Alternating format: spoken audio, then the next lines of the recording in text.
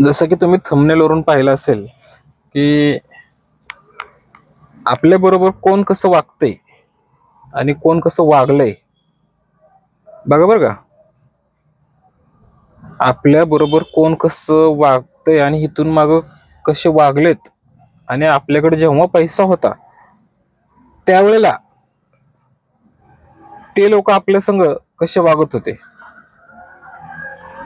यावर मी थोडस तुमच्याशी बोलतोय या विषयावरती आज.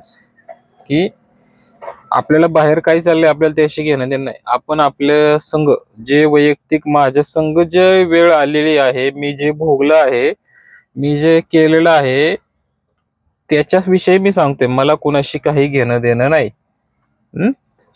माझ्या बरोबर जे काही कोणी चांगल्या वेळेत कसे वागत होते आणि वाईट वेळेत ते कसे वागतायत आज रोजी, आणि ते आज रोजी त्यांचं काय परिस्थिती आहे बघा बरं का. म्हणजे असं काही नाही की त्यांनी मला माझ्या संग लय चांगले वाईट वागले तर त्यांचं आता लय चांगलं झालंय, अशी बी काही नाहीये, असं बी काही नाहीये.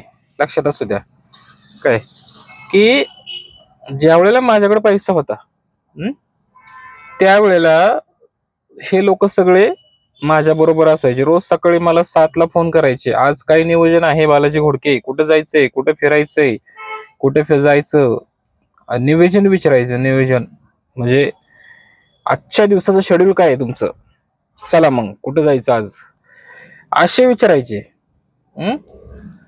काही जण तर आहेत ना माझी 2 व्हीलर घेऊनच तिकडचे गायब व्हायचे. कारण त्यांना असं वाटायचं की उद्याच्याला तर हा मला फोन करायचा नाही किंवा काय नाही, मग त्या 2 व्हीलरच्या निमित्ताने फोन करल आणि मला बोलवून घेईल आणि कुठेतरी जायचा प्लॅन करेल हा. बघा म्हणजे अशी त्यांची मानसिकता होती. असे काही कार्यकर्ते होते माझ्याकडं की त्यांनी सकाळी 7ला फोन यायचा, 8ला फोन यायचा आणि फोन करून विचारायचे. फोन नाही लागला तर घरी येत होते की आज कुठे जायचं बालाजी काय. आणि जसं की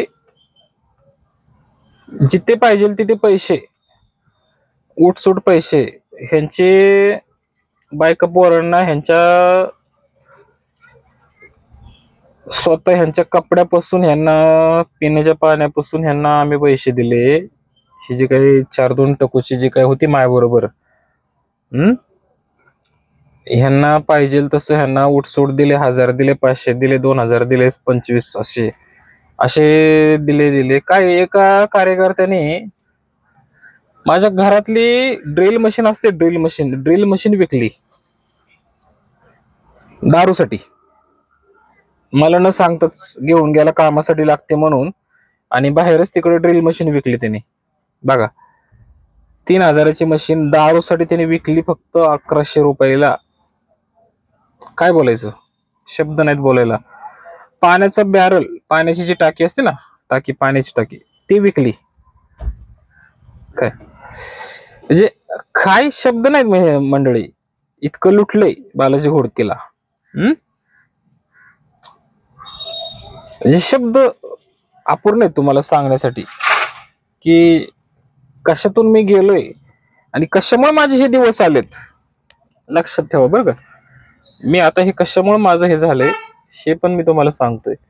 इतकं रिवर्स येऊन मी झालंय माझं आज रोजी काय की बोलू शकत नाही मी. काय जी व्यक्ती रोज उठसूट सकाळी 7ला फोन करायची, बघा जे लोक मला हे करायचे त्या लोकांनी माझ्या घरातले मला कामासाठी लागते म्हणून ड्रिल मशीन घेऊन गेली, ते होल पाडायची. ड्रिल मशीन विकली. पाण्याचं बॅरल लागतोय म्हणून पाण्याचा बॅरल विकला. काय ह्यांची ती तेवढी लायकी त्या लोकांची. नाव बिव कोणाचं घेत नाही, जे ज्यांनी कोणी हा व्हिडिओ बघेल ते समजून जाईल.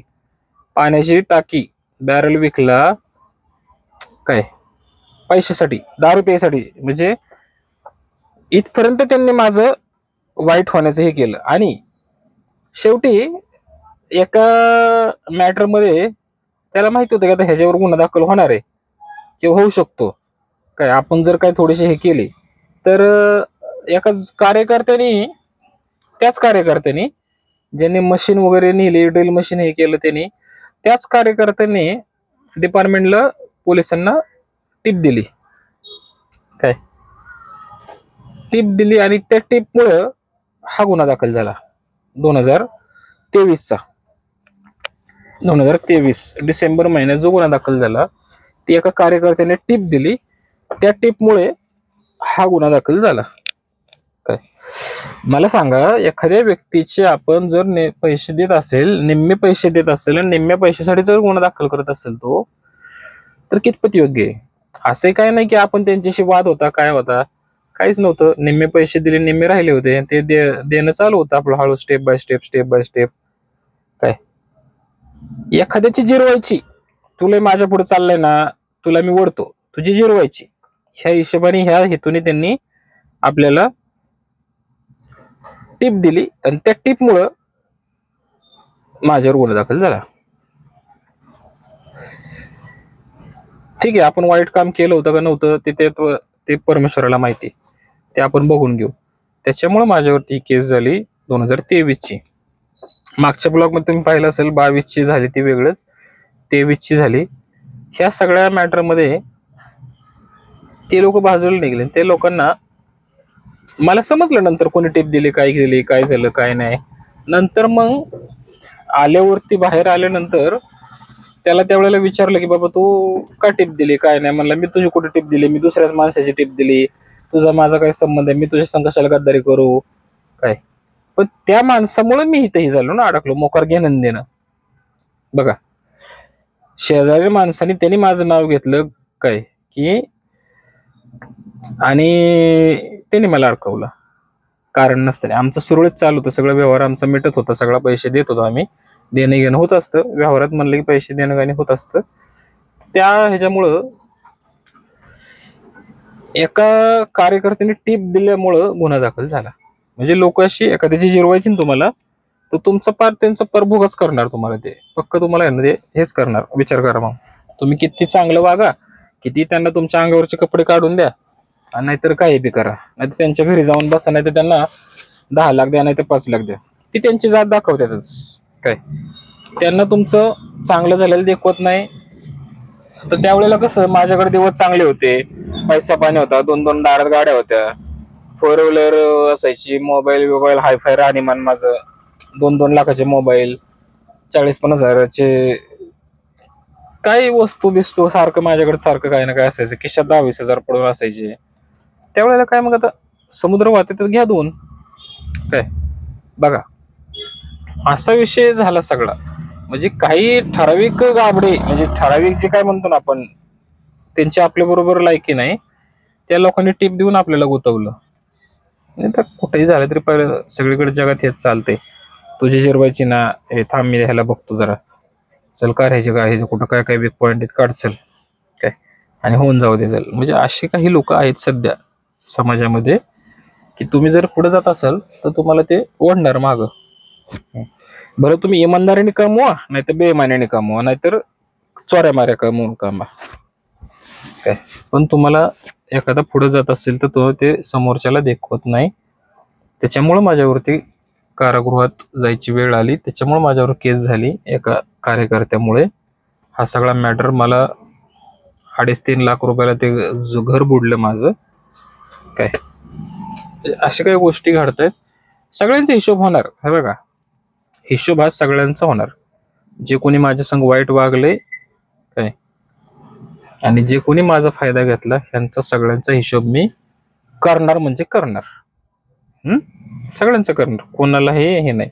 फक्त वेळ, आज तुमची वेळ आहे, उद्या माझी वेळ येईल, हे नक्की 100% माझा एक दिवस येणार, हे मला गॅरंटी आहे. कारण मी कुणाचं वाईट केलेलं नाही, वाईट करायचं असतं तर मी आजपर्यंत कधीच हे केलं असतं, घरदार सोडून, गाव सोडून पळून गेलो असतो कुठेतरी, मोबाईल नंबर बद्दल सगळे चेंज केले असते. मी कोणाचं वाईट केलेलं नाही, हे लक्षात ठेवा. कोणी किती बी कटकर असतं कारण मला अडकवण्याचा, आज बी काही ठराविक, आता बी चालू ह्याच्यामध्ये काही लोक माझ्या संग कसं वागतात ते पण मला माहिती आहे. आपण तुमच्याशी इमानदारीने राहतोय आणि तुम्ही माझ्या संग बेईमानी करताय, हे पटतंय का? हा, जर मी तुमच्या संग बेईमानी केली तर तुम्ही माझ्या संग बेईमानी करा. मी तुमच्यामुळे माझ्यामुळे तुम्हाला त्रास होते तर मग तुम्ही त्रास द्या. काय पण जर मी तुमच्यासोबत चांगलं वागतोय, दादा काका मामा म्हणतोय, तुम्ही मला असं वेड्यागत हे करताय, तुम्ही माझ्या संगतदारी करताय, हे कितपत योग्य आहे? काय हे तुम्हाला पटतंय का? हेच फक्त मला उत्तर द्या मंडळी. म्हणजे हे वैयक्तिक माझे अनुभव आहेत, हे माझ्यासोबत घडले, हे मी तुम्हाला सांगतोय. मला का केस झाली 2023 त्या केसमुळं मला येरवड्यामध्ये जायची वेळ आली. एका जोडीदाराने टिप दिल्यामुळं. त्या जोडीदाराचं नावही मी तुम्हाला काही दिवसांनी सांगेल, सध्या ती वेळ नाहीये. ते पण मी तुम्हाला पुढं शेअर करेल. त्याला थोडासा वेळ आहे बघा, त्याला थोडासा वेळ आहे. ते तुम्हाला त्याचं नाव सांगायला ते अगदी जग जाहीर नाव होणार, त्यात काय वाद नाही. आपल्याला काय आता कोणाशी कोणा तेल मीठ आणून द्यायचं नाही आणि आपल्याला कोणाला घाबरायचं नाही, काही नाही. जे झाले, जे घडले, त्यांची सगळ्यांची जिरवायची, सगळ्यांची गाणी वाजणार. फक्त त्याला थोडासा वेळ आहे. गाणी ही सगळ्यांची वाजणार. हा, फक्त वेट आणि वॉच. वेळ हे खूप हे सगळ्यांची वेळ येते. आज तुमची येईल, उद्या माझी येईल माझी, बल 2 दिवसांनी येईल, महिन्याने येईल, वर्षाने येईल, पण येईल माझी वेळ. त्यावेळेला तुम्ही फक्त हे करा, काय होते पहा. एका जोडीदाराने टिप दिल्यामुळे मला येरवड्यामध्ये जायची वेळ आली आणि सगळ्यांचा हिशोब हा होणार. ठीक आहे, चला मंडळी, काय चुकलं असेल, कोणाच्या भावना दुखवल्या असेल तर माफ करा.